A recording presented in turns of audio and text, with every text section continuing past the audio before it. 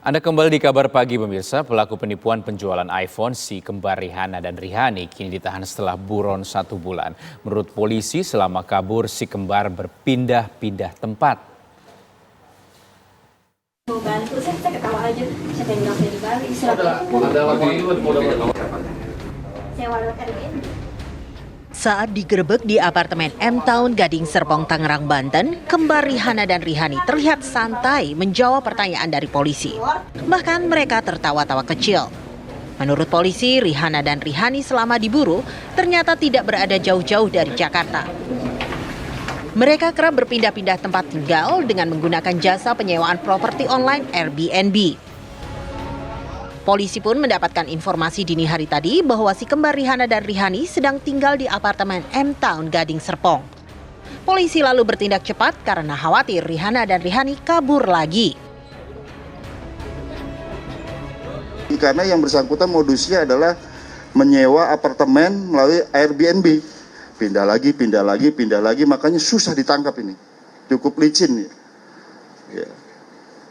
Dihadapkan pada situasi seperti itu, maka penyidik melakukan tindakan yang dikenal dengan istilah diskresi.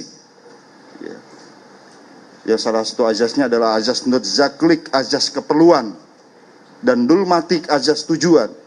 Artinya memang ini sangat perlu dilakukan. Apabila diskresi ini tidak dilakukan, maka tujuan akan tidak tercapai. Yang bersangkutan mungkin tidak tertangkap.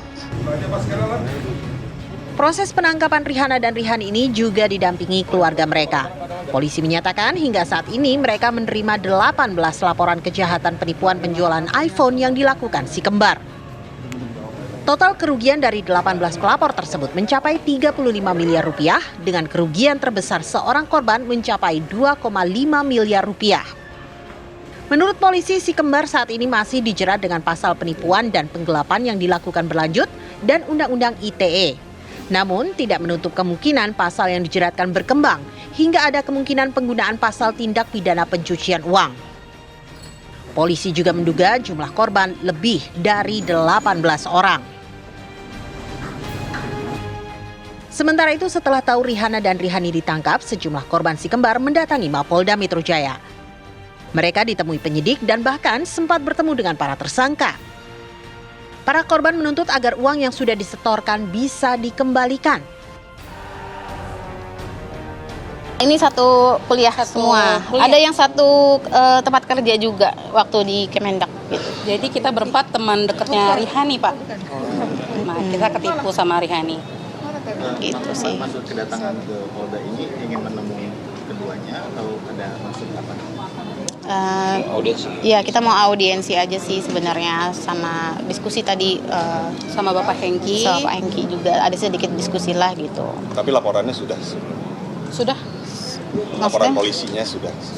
buat laporan dari tahun 2022. Sudah. Tadi sempat ketemu sama Rihana di dalam. Oh, sempat. Apa yang disampaikan Mbak ke mereka? Nggak ada sih. Saya Diam aja mereka.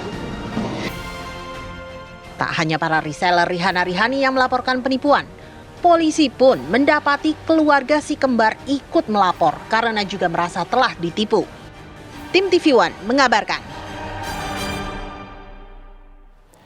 Si kembar Rihanna Rihani memangsa korban-korbannya hingga kerugian mencapai 35 miliar rupiah. Tak lepas dari kemampuan keduanya menyampaikan fakta semu keberhasilan bisnis iPhone. Pelaku juga mampu membaca psikologis calon korban yang menyukai barang-barang branded dengan harga murah dan mudah didapatkan. Berikut analisa pakar psikologi forensik Reza Indragiri.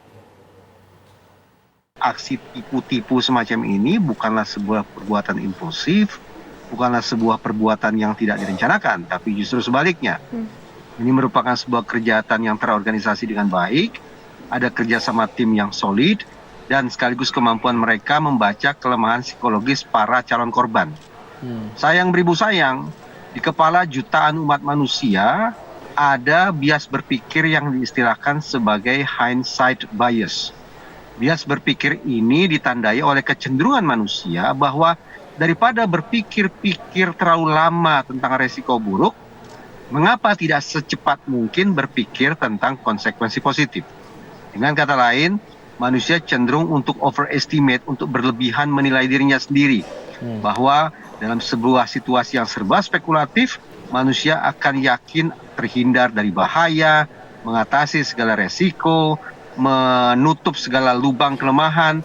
Nah, hindsight bias macam itulah yang barangkali juga dibaca oleh para pelaku penipuan yang saya yakin sekali lagi melancarkan aksinya secara terencana. Pemirsa, aksi tipu-tipu yang dilancarkan si kembar Rihanna dan Rihani berlangsung dari tahun 2021 hingga 2022. Bahkan kerugian korban mencapai 35 miliar rupiah.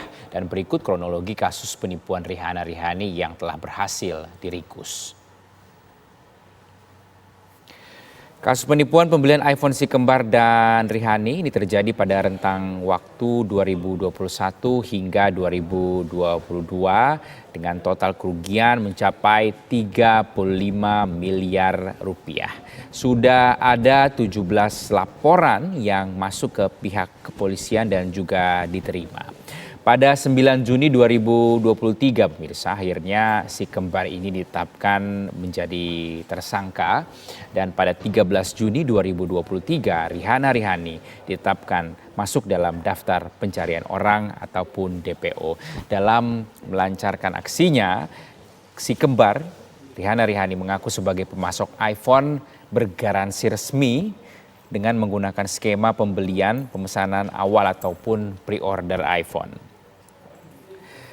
Keduanya juga dijerat dengan kasus penggelapan mobil rental. Rihanna-Rihani akhirnya berhasil ditangkap pada 4 Juli 2023 di apartemen M Town Gading Serpong, Tangerang, setelah sebelumnya sempat berpindah-pindah tempat di sekitar wilayah DKI Jakarta.